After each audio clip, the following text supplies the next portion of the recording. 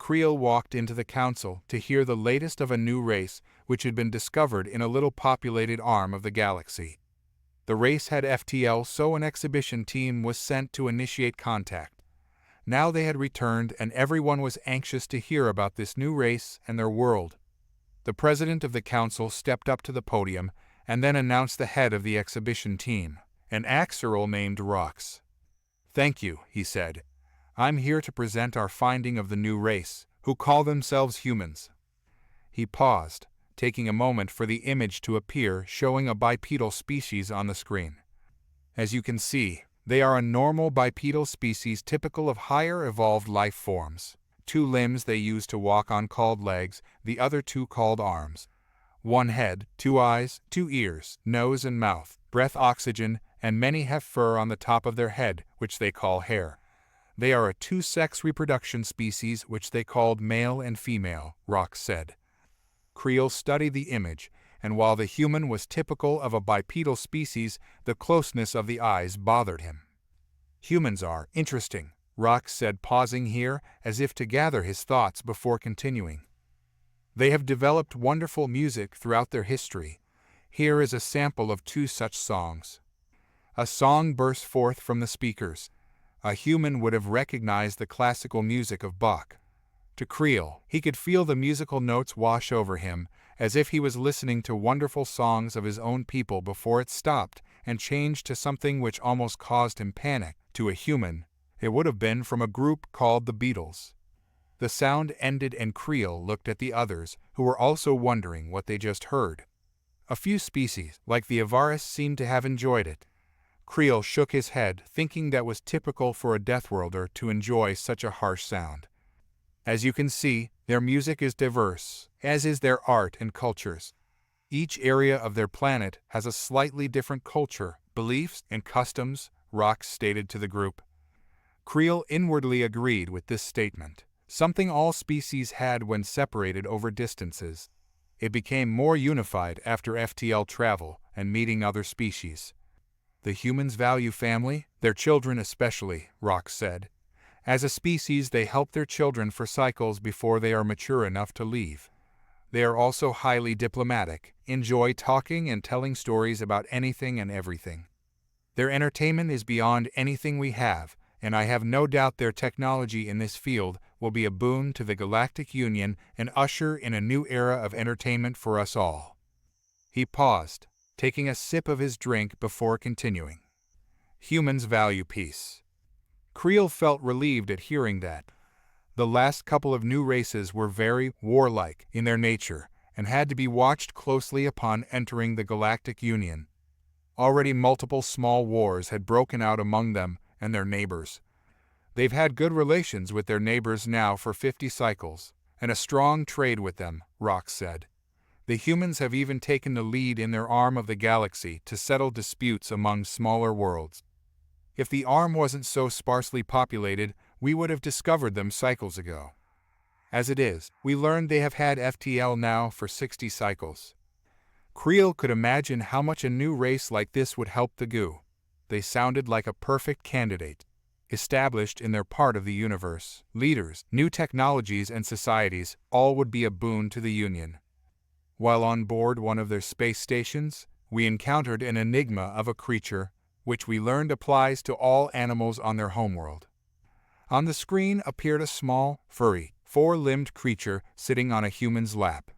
The human appeared to be petting it. This is one of the favorite pets of the humans. They call it a cat. Its fur is soft, and when happy emits something the humans call a purr. Upon this creature entering the room, it hopped up onto the human's lap and settled down. We found this purr to be comforting, and we were allowed to pet it. If we had known what this creature was, we would have approached it with as much caution as one approaches the Beleriu of Avaris.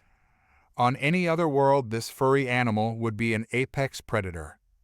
The entire room gasped at what was said. These cats are highly adept predators with retractable claws on their paws and fangs, which they use to great effect while hunting. The humans use this hunting trait of the cat to play with it. With that, a small video appeared of a human with some sort of stick and a bright colored decoration at the end. The cat pounced upon it, biting and scratching, while the human seemed amused by it all. Even after all that, the human casually reaches down and pets the cat. Creel was a bit disturbed by this as Rox continued on. We learned on the human homeworld there are larger versions of this cat, which humans call lions and tigers. They hunt even larger prey. But this is only the beginning.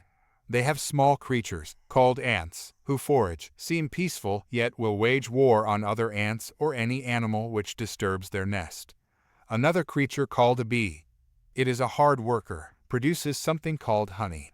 It will be a delicacy among the galaxy, yet they will swarm anyone who disturbs their hive. They attack with stingers and something called venom, which is deadly to many creatures on their homeworld. Creel wondered about this world. It sounded extremely dangerous. It's not only the animals which are dangerous on this world. Many plants can be poisonous to other animals or humans. Some plants are even carnivorous. This doesn't even mention the fact that there are highly dangerous storms which constantly ravage the planet's surface, unleashing torrents of rain which causes flooding all over the planet. And we didn't witness the real threats in storms, which humans called hurricanes and tornadoes. In fact, many humans seem to enjoy the rain, which they don't find to be a threat. I even heard some even enjoy the sound of a thunderstorm to fall asleep to. At this, another sample video started showing a massive downpour of rain, along with flashes of lightning and thunder. This would have put fear in any other race, and humans used this sound to fall asleep to. Rel continued.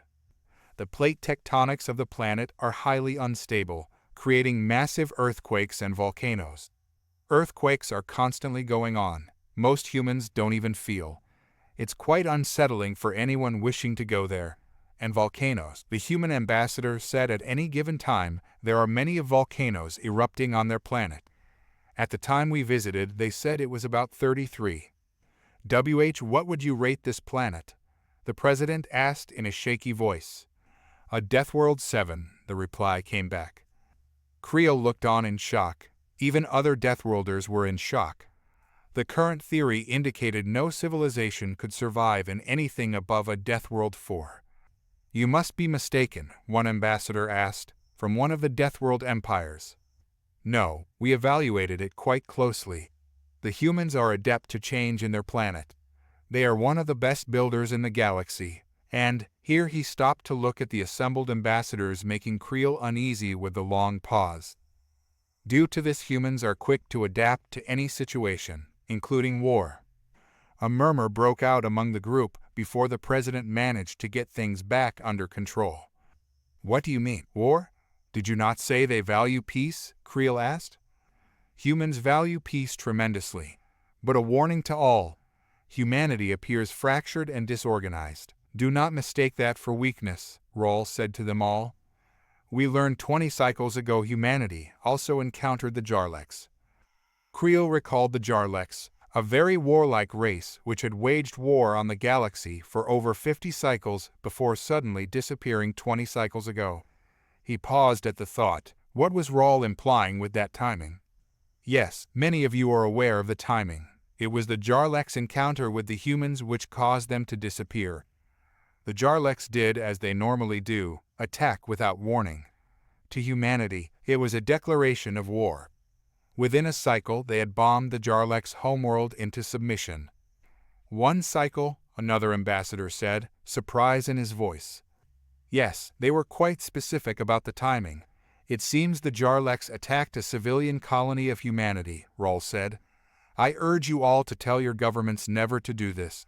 Humanity reacts with ferocity that will make the Jarleks seem tame. And we're voting to allow them in? Another ambassador asked, his voice now filled with fear. The humans? Well, Rawl paused here to collect his thoughts. They don't wish to be part of us. A collective uproar at that thought. Were they going to war then? How could they fight a race that beat the Jarleks so easily? Then what do they want? The president finally asked, having regained her voice. An alliance.